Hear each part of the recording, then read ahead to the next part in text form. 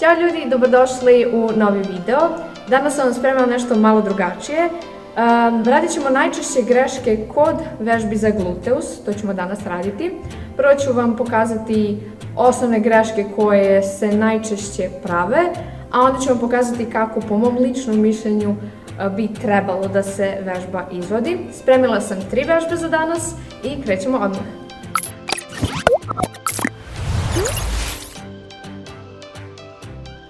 Kod ove vežbe najčešće devojke izviju donji deo leđa i izbace guzu, ali to dovodi kičmu u nezgodan položaj i teže se pogodi mišić.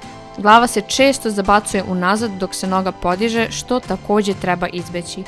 Njihanje je još jedna stavka i potpuno remeti fokus i pravilnu izvedbu vežbe. Prsti na nozi ne idu na gore, već peta, dakle petom na gore kao da hoćemo dodirnuti plafon. Prava leđa, položaj vrata i glave u ravni kičme, pogled dole i blago ispred sebe, bez njihanja, petom na gore.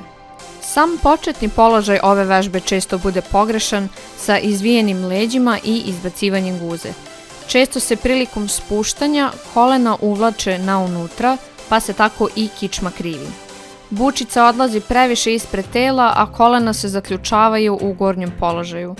Kažu da se u gornjem položaju treba stegnuti guza, da, može, ali ne tako da se ode u hiperekstenziju, odnosno ne da se karlica previše izvuče napred i leđa za njom. Bučica blizu tela ili na grudima, prava leđa, prsti u stranu, kolena u stranu, ne zaključavati kolena, stegnuti guzu, ne gurati karlicu napred. I kod ove vežbe se takođe često počinje sa izvijenim leđima i izbačenom guzom, prilikom spuštanja se ne aktiviraju leđni mišići. Sve to ima uticaj kako ćemo savladati teret i da li će vežba biti bezbedna za kičmu.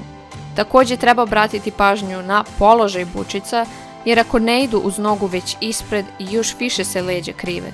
Na kraju se često opet zaključavaju kolena i vrši hiperekstenzija i znamo da to ne želimo. Leđa prava tokom celog izvođenja, aktivirati leđne mišiće, ramena neutralna unazad, dalje od ušiju, grudi otvorene, bučice uz noge, karlica unazad, aktivirati kor, glava u ravni sa kičmom.